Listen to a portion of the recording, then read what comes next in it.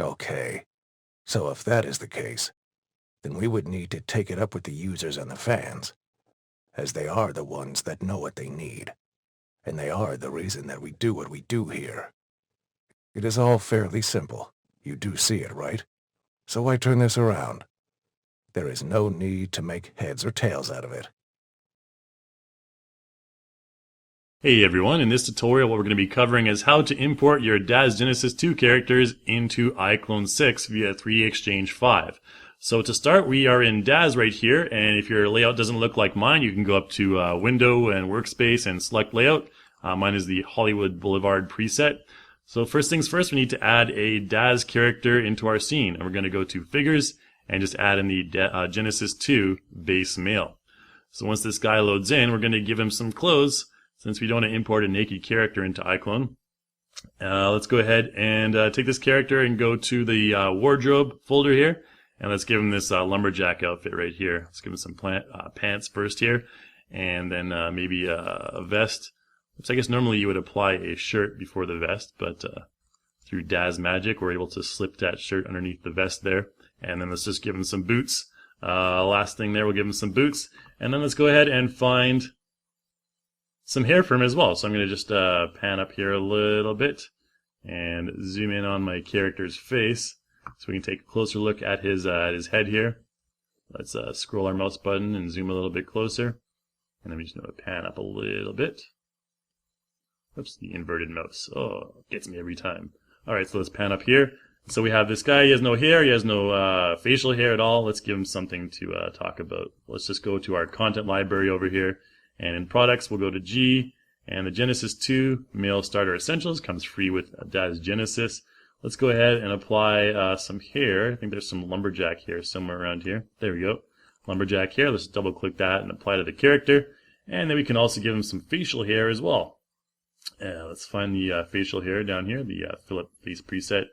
I think this stubble looks pretty good. Put some stubble on that smooth face there. Alright, so there we have our character. This is all we're really going to do with this guy. We're not going to spend too much time customizing him here. And now before I export this character, there's one important thing I need to do, and that is to add a facial key DUF file, which I have prepared in my Explore window right here. This comes with the facial pipeline pack with the Daz extension. You will find this male iClone face key file right here. We also have one for female as well, and Genesis 1 characters as well, and there's also this avatar face key sequence Excel file. So let's go ahead and take this DUF file here and drag it onto my character's face, and we have an option here to add more frames. Let's go ahead and select yes, and that's going to add some animated frames onto my character's face. So let's go ahead and zoom in a little bit so we can get a better look at our character here. And I want to pan up a little bit. There we go. And then we'll go to the Pose and Animate tab here. And let's take a look at what that did to our character. Let's go to our timeline here and open that up. And if I scrub through my timeline, you can see we have a number of different facial shapes. Now these are the blend shapes that are going to be imported into 3D Exchange to be used with our facial lip sync, automatic facial lip sync, as well as the different facial expressions and everything like that. And that will all be set up in 3D Exchange. So everything's set up here pretty much, and we're just going to go ahead and export this right now. So we'll go up to File and Export. We want to export this guy, we'll call him Test Dude. And go ahead and save that as an Autodesk FBX. And these export options are important to follow, so make sure you pay close attention here. We need to have figures selected, animations, and morphs both selected. And in the Edit Morph Export rules, we need to have a new rule that has the Match Genesis 2 Male and Action Ignore. And this final Anything Bake rule is going to be default with it. If you don't have this rule already, you can just go ahead and add it, and you can just choose any name here, like name and whatever, and we'll just go ahead and delete this one. And over here in Action, select Ignore. Just go ahead and delete that for now. We don't need it. We'll go Accept. And then we'll go Accept one more time. And what this will do is this will export our character along with all of those different facial animations into a single FBX. And then we'll be able to load that up in 3D Exchange. And I'll show you in the expression editor how those translate into iClone in just a moment. This could take a few minutes, so I'm just going to go ahead and speed this forward. Alright, so we finished exporting that FBX file that contains all of the DUF facial animation blend shapes here. that I'm scrubbing through right now. So we don't really need to worry about Daz anymore. We can just go ahead and close Daz. We don't need to save the scene. And what I'm going to do is go to my desktop here, and we have our FBX file there, test dude. And I'm going to click and drag this into 3D Exchange 5, which I have open right here. And we'll just go ahead and load that up. And this is important to note as well, that you want to make sure you have import animation selected. This checkbox right here. If you don't have this selected, it's not going to be able to import in all of those facial blend shapes. So make sure you have that selected and press OK. And then it's going to import all the stuff, all the data, all the blend shapes from your Daz character into iClone, or rather into 3D Exchange.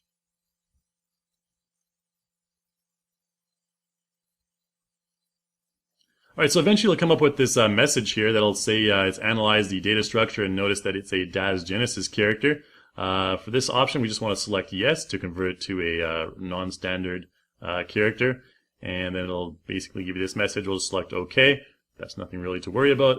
But you'll notice a couple things here. First of all, the guy's hands are like a little bit, they're kind of lifted, they're kind of curved towards the sky, like he's trying to flap his wings or something like that. And his skin and all the materials are a little bit shiny. So I'll show you how to fix those in just a minute. Let's concentrate on the hands first of all. To fix that, you need to go down here with your character selected. Go down to the character section down here with the N. You can also use the N hotkey and select Convert to Non-Standard.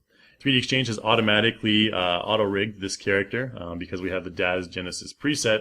And what I want to do is deactivate this active checkbox and load a T-pose. And I'm going to load a T-pose from that directory that I have there, the Daz Genesis to iClone directory.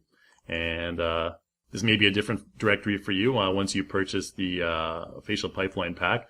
I'm going to select this Daz Genesis 2 T-pose and open that, and Shazam, everything is fixed and fine and dandy. So we have a good T-pose, and we can check out the hand results by selecting active and choosing one of these presets here. Let's choose this finger calibration, just preview that. You can see the guy's like, whoa, my hands are so shiny. And we can see that the fingers work okay. So let's go ahead and stop that, and we can change this back to a T-pose and preview that, and we have the correct T-pose. So let's go ahead and convert it. And from this point here, we want to go into our expression editor. We'll just select OK here. Go into our expression editor, which is in the face setup section. And I'm just going to zoom in a little bit on the face, a lot on the face maybe. And we'll just take a look at this guy's face. And I'll show you all the blend shapes that were imported into 3D Exchange. So we have all the head orientation, everything like that. That's set up automatically. And we have the eye directions and everything like that. And the jaw, everything is taken care of there. And the Viseme tab, this is the important one here. We can actually maybe change this bone size to a little bit smaller. You can see here that we have the different blend shapes, and these are used for the Viseme shape, so the lip syncing. Now if you wanted to change any of these, the defaults here that are included with the facial pipeline pack are preset. If you want to change any of these to modify to your particular character, you can use these sliders, to change the shape of that particular Viseme if you would like. And you can also do the same for your muscles here. So these are used with the facial puppet tool within iClone. If you want to change anything like this, you can modify all these different values. But we won't worry about that right now. And this custom tab here is for if you want to have a custom profile for your facial puppet tool. But we won't deal with that in this tutorial. So let's go ahead and close this. We have all our animations. We have everything set up. Now for the material, if you want to make his clothing and face a little bit less shiny, you can, once you have the character selected, go down to the bottom here, just select the character, and you can select a material from this material drop-down menu here. You can also make sure, if you just select the Genesis 2 male.shape here, you can select the skin and everything like that. We should have a face somewhere here. There you go, face. And you can see it's the same diffuse map right there. And then what I can do is just go down here and change my specular value, because you can see there's a lot of specularity on his face. Change the specular value, bring that down a little bit, and you can see the result right there. But what I recommend is actually doing this in iClone. And the reason for that is because you can get the ideal lighting situation, the ideal lighting environment in iClone, and you can see how the particular specular values respond to your lighting scenario. So we've done everything we really want to do here. Let's go ahead and export this guy into iClone format. Let's go up here to export. You can also press Control E, and make sure we have iClone 6 as our target version. And I'll just call this guy test dude. And I'm going to save it to my desktop here. You can also save it to your default iClone directory, which would be the iClone 6 custom directory. We'll go ahead and press OK. And this is going to export our guy. Let me just a minute here. And so once he's done exporting, we're going to go ahead and bring him into iClone. So I'm going to close down 3D Exchange right now. We no longer need this open. So let's go ahead and load up iClone. And whoops, we have our desktop here. So here we have test dude. This is the iAvatar file right here. So I'm going to just click and drag this into iClone. And there we go. And once this guy loads up in iClone, we'll take a look at how we can adjust his materials in iClone. It's actually a fairly simple process. So let's just wait for that. All right. So we have our shiny soldier right here. Let's zoom in on his face here and take care of his face first. So all we need to do is really go to the materials section here and use the B hotkey, or this picker tool right here, and select his face. And you can see the face will be selected. You might recognize that diffuse map right there. Go all the way down to specularity. I think a value somewhere around 25 normally works okay. If you want to have it lower, you can do that as well. But I like to have a little bit of a specular value to kind of emphasize the shape of the face. So we'll just keep that up, and you can adjust the glossiness as well if you'd like. Maybe something like a value like 30 might be okay. And then you just go ahead and keep on doing that. So select the lips. Daz characters have a lot of different parts, so you want to select these. Probably try and keep the values consistent. You can see his neck is also selected. Change that to 25, and the hotkey, select this area right here, and you can see which area you've selected here. You can see the torso by going up to the material list.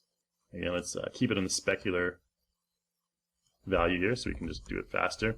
We'll change that to 25. You can see everything's looking a bit better. We need to also select the ear here and change that to 25. There we go. And everything's turning out just fine. This one will be 25 as well. This is the head, I believe. There we go. So we've changed that. And everything's looking pretty good. Now we need to focus on the eyes here. You can see the eyes look kind of creepy, to be honest. If we move our, press the / key and move our main light here, you can see that we probably don't want eyes that look like this. They also have the specular value a little too high as well. So let's go to materials again, B, and select the eyes. Now the eyes in Daz characters are a little bit more complicated. You can see here we've selected the eye reflection. We're not going to worry about that right now. What we're going to worry about first is the pupils. Let's make sure we have those pupils selected. Give them a very low specularity, something like 5. And so there we go. We can increase or decrease that glossiness as well. It's not really effective though. And so after that, let's move on to the lacrimals, which is that little area in between, in this inner side of your eyes there, I guess. So decrease the specularity on that. You can see the result if we increase or decrease the glossiness as well. You can change whatever values you want there. I think that value would be okay. Looks fine to me. And then let's go up, and you want to select these from the scene hierarchy because you can't select them using the picker tool, obviously. So the next one we want to choose is our irises. So where are my irises here? Oh, there we go. So there's our irises, and we'll go down here and take that specularity down to something like 15. And there you can see we have the nice irises, and we can increase the glossiness to get a bit more contrast and depth. And something like that will be okay. I think specular of 10. And then what you want to do is make sure you select this eye reflection area here. If you want some eye reflections, you can go ahead and modify this value as well. Down here, if you increase the opacity, you can see what it does. It's just the kind of layer, sclera, I'm not sure what it's called. Just increase the opacity to something like 5. You can increase that specularity. You can see right there the result.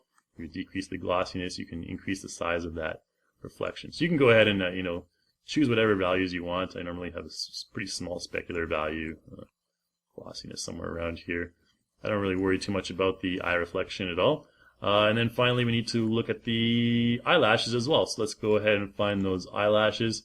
This is going to be the last part of our eye modification. So let's go to the eyelashes there, and you can see it has an opacity and diffuse map. And let's go down here, and we can increase that opacity, decrease the opacity. I think something like 85 is fine. Take all the specular out. We really don't need much specular. And then let's go down here, and we need to take the brightness all the way down to 0 so we can see the actual black eyelashes right here. And that's one way to do it. So we have our eyelashes set, we have the face set and everything like that. It's looking pretty good. Maybe we can even go have the B hotkey, select our shirt right here, and change that specular value a little bit. Let's give it something like 5. And we can keep the vest nice and shiny. And his shiny pants and everything like that as well. Alright, so that's about it for changing the materials. Now what we're going to move on to is the animation. So let's go ahead and take a look at the facial puppet tool first. I'm going to zoom in on my character's face right here. And we're going to go to the motion tab and face puppet. And we can maybe just pan over a little bit over here. Alright, so there's our character. You can see all of these facial profiles come default with iClone. There's Mason's default profile. Here's a happier one. You can see him smiling a little bit. Mason's too cool to smile, but you can see his angry expression is pretty angry. A little upset right there. If you don't want his head to rotate, you can use this deselect these rotation and tilting options right here, and just go ahead and press space. And there you go. That's the result you get right there. And make sure you note that this little doodad in the middle is the center of your puppeteering world. So just if you're circling around that, that's going to work right there. So then you have the sad, expression. I think this is the smiley one, and this is kind of the surprised one. And there's all kinds of different profiles you can mess around with. There's some from Chuck and Gwyn from iClone 5 as well. We even have like Gina, for example, from I think iClone 4. You can see her expressions are a little bit more expressive. And if you want, you can also customize your own as well. If you just erase all of these right here, and you want just to raise the eyebrows, you can do that. Raise the eyebrows by themselves. If you wanted to just have the eyeballs and the chin, for example, you can do that as well. And you can just modify it. Basically, customize your own puppeteering motions and everything like that. So we're not going to worry too much about that. For now, what we're going to do is we're going to apply a motion plus motion, which we can find in our content folder in the motions tab, and in the motion plus folder here, G6 and mail. Now, motion plus files include body animation and facial animation as well. This one also includes lip sync animation. So let's load up this Mason talk. Okay, so if that is the case, then we would need to take it up with the users and the fans, as they are the ones that know what they need. Alright, so notice there's some fairly good lip sync going on there, and that's the automatic lip sync from this motion here. It's also including some expression and some body animation as well. Now, if you want to modify that facial animation, you can do that by going into the timeline. So let's go ahead and press F3 and go into our timeline. We don't need the project track open right now. The character is currently called root node, so don't worry about that, just as long as you know who the character is. We'll take away our transform and collect clip tracks there. We don't even need the motion track really. Let's just load up our facial layer track, our expression track, and our visine track here. So that's the only 3 tracks we need. You can see all 3 have clips in them. And if we twirl down the visine track, there's nothing at first, but let's hold down the Alt key and scroll our mouse button down to zoom down the timeline here. And let's just make our timeline a little bit smaller down here. And you can see that there won't be anything until this part right here where it says O and then we have the K. So you can see the O visine keyframe and the K visine keyframe. If you want to change one of these, you can just double click on it and we can change this from O to the to woo to R. So I can do that here as well. If I want to change the expressiveness, we can have less expressiveness as well. Another way to change the expressiveness for the entire clip is to go down here on your motion track, rather in the modify panel, and decrease the visine strength. And that'll decrease the visine strength for everything in your entire clip. So we could change that down to something like 38, for example, and we play this back. Okay, so if that is the case, so notice now that his mouth movements are a lot less expressive. So if you don't want, any severe mouth movements, you want to avoid that, you can lower the visine strength or increase it according to your own preference. So you can mess around with that. You can mess around with all these keys and move them around. But we have tutorials that go into more detail on that. So I'm just going to twirl this down right now. This expression track here is a result of your motion puppet tool. And notice that when I select one of them, they all get selected because they're all connected at the moment. If I wanted to, set them apart, I can do that as well. Let's just go to the beginning here. I can select any one of them, for example, this expression one, and just select split. And now I can select them all separately and delete them. If I deleted this, you wouldn't have any facial expression. And finally, that brings us to the facial layer down here. And you can see these are different keyframes that have been added into this clip to create different expressions. So let's try and modify one of these really quickly. You can see up here when he kind of closes his eyes, he looks a little bit mad, like he's just upset. Let's try and change that expression. Let's change it to something a little bit happier. So what I'm going to do is I'm going to take this keyframe here and delete it. And I'm going to go to this keyframe here and double click on it. And that'll bring up our face key panel right here. So let's take a closer look at his face. Let's close down all these other tracks. So our timeline is minimized here. And let's take a closer look at his face. Whoa, okay, so what we're going to do right now is we're going to try and kind of raise his eyebrows to make him look a little happier. So I'm going to select his eyebrows and this forehead section, and then just click and drag and bring his forehead, or bring his eyebrows up like that. And then I can click and drag again, bring them up a little bit further, and then I can erase and take this section here and, bring it up something like that. And then if we want, we can also take his, cheeks here and lift them up a little bit so he's kind of smiling. There we go. So he's not so upset anymore. And so now you'll see between these keyframes, he will go into a nice smile and then back to serious mode. So it's blending between all of those different keyframes. So that's how you can kind of modify, all the different keyframes in your clip, or you can, add in your own thing. If I wanted, for example, this eyebrow to be lower than the other one, I can select that single eyebrow and do something like that.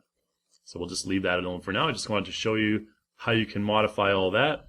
So that's about it for bringing your character into iClone and animating it using the facial puppet tools and the facial key editor and everything like that. There are more detailed tutorials, like I mentioned, on all this stuff on the facial animation and everything like that, and I'd recommend you check those out. Meanwhile, this guy here looks like he's conducting an orchestra or something like that. Let's go ahead and play this back one more time. So there's my animation right there. So if that is the case, then we would need to take it up with the users and the fans. Alright, so basically that's it for this tutorial. So again, in this tutorial we learned how to take the Daz Genesis 2 characters into iClone via 3D Exchange from Daz, and how to make sure their T-poses are correct. And then import them into iClone, adjust the materials slightly, and apply some animation in a quick little whiz-through tutorial on different facial animation tools as well. Now in part 2 of this tutorial, I'm going to show you how you can render these Daz Genesis 2 characters in Indigo with the best results, kind of messing around with the materials a little bit, and just creating the best results. We're going to add some normal maps and some specular maps as well, just to get a really nice render. So I guess that's it for this tutorial, guys. Thank you for watching.